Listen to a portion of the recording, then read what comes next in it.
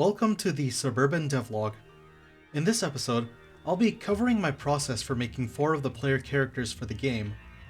Now, I've already started working on some of the core gameplay in the main graphics rendering systems, the thing that'll make this game look N64-y. But it's worth noting that you should probably start with your player models first, at least for a game that relies on animations as much as Suburban does.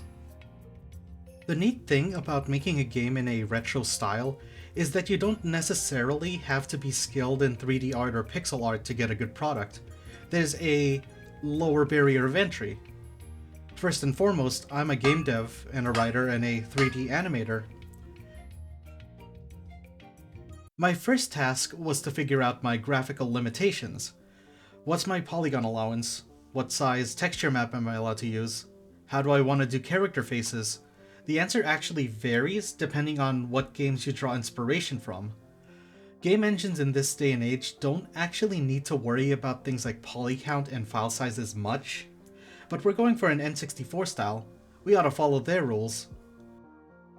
For Suburban, I wanted to lean into Mega Man 64, or Mega Man Legends on the PS1. Bright colors, simple segmented shapes, and faces that rely on texture maps.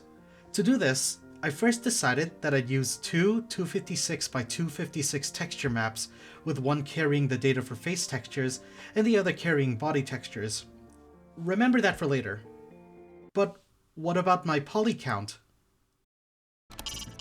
Metal Gear. Solid.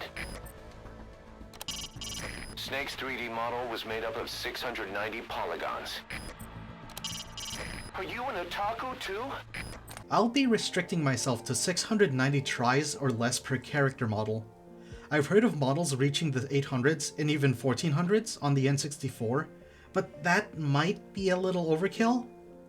But wait, Slamtaro_, you may say. Kaz mentioned 690 polygons, not tries. Polygon is a fairly broad term. It's literally any single face on a 3D model, regardless of whether it's a 3-vertex tri, a 4-vertex quad, or something higher altogether. Computers have an easier time calculating a quad, despite being able to make some of the most ungodly shapes imaginable with just 4 corners. But why do game developers use tris? Well, it's a coplanar shape, and your GPU relies on the rasterization of coplanar shapes. In more layman's terms, triangles can't make complex shapes in 3D space. Your GPU likes not having to process complex shapes in 3D space. Now, with this being said, when you import a model into something like Unreal Engine 4, which is my preferred engine, everything is automatically triangulated. Any polygon above 3 vertices is cut into triangles. The better practice is to do your own cuts where complex quads are. And you might ask yourself, well geez, Slamtaro_, you say again, isn't that a hassle? Not really. You quickly get a feel for where the iffy quads are, and it's just a matter of splitting it apart diagonally in the right direction. One will make your shape curve out, while the other makes it dip in. UE4 won't know which one you want, and thankfully, Blender already assumes that everything may be triangulated, and approximates the tries your model will have. I don't need to triangulate everything, it's just the polygons that don't look like a flat plane. Not being too character design savvy, this was probably one of the hardest parts of modeling for me. I figured the best way to go forward was to hone the design down using characters from other media as a base.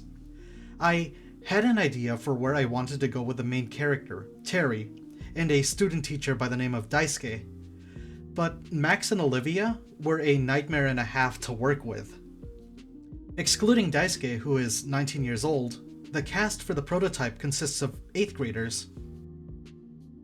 My big advice is do not Google 90s fashion. You get the wrong idea for what normal people wear.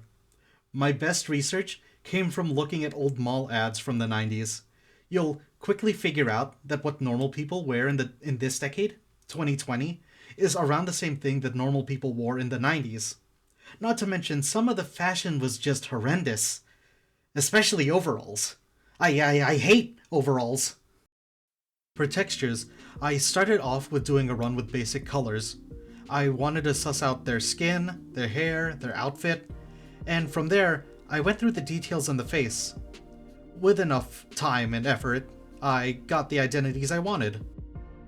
While working on the Max model, I found out that the standard texture map for a main character in Mega Man 64 was 512 by 512, and that everything, including the face sprite sheet, was on that map. Now recall that I separated my body and face texture into two separate 256 textures. On one hand, that meant that I had nearly twice as much real estate to work with if I went 512. On the other hand, reorganizing my textures and UVs was gonna be a bit of a hassle. Especially with the face, since there is absolutely no room for error. I did eventually settle with merging everything into one texture map. The benefits just outweighed the time I'd spend setting it up. There's also their method for separating the face sprites that, well, is just too good to pass up, so I copied it. Olivia's design was originally going to have a red skirt that went down to the middle of her thigh, and a waistband that would go up to below her navel. The reason I decided against it was that I would need to make the skirt flare out drastically just so her legs don't clip when she runs or does any other accentuated movements. Yes, I could have used weight paints to fix that, but I felt that it wouldn't be in the spirit of the style of low poly I was going for, so I just gave her cutoffs instead. And yes, Max's sweater does skirt out, but it's so short that it's basically just past the pivot point of his legs. It works fine in his case. And with all that done, we now have our models. Here you can see them being rendered in UE4. So you may have noticed that Olivia's model is using a skirt, and not just any skirt, it's a defined skirt. I wanted to test out her model with a skirt on for rigging and animating. And I kind of didn't want to just like settle with the cutoffs because I kind of don't like them compared to the skirt. We'll see how it goes. There's still a lot to go before they're gameplay ready though. Like rigging, for example. That's what we'll be covering in the next devlog. So thank you for watching. If you'd like to support the project, you can donate to the Patreon in the description, or you can simply like and subscribe to the channel. Your support is very much appreciated in either case. Stay tuned for the next update.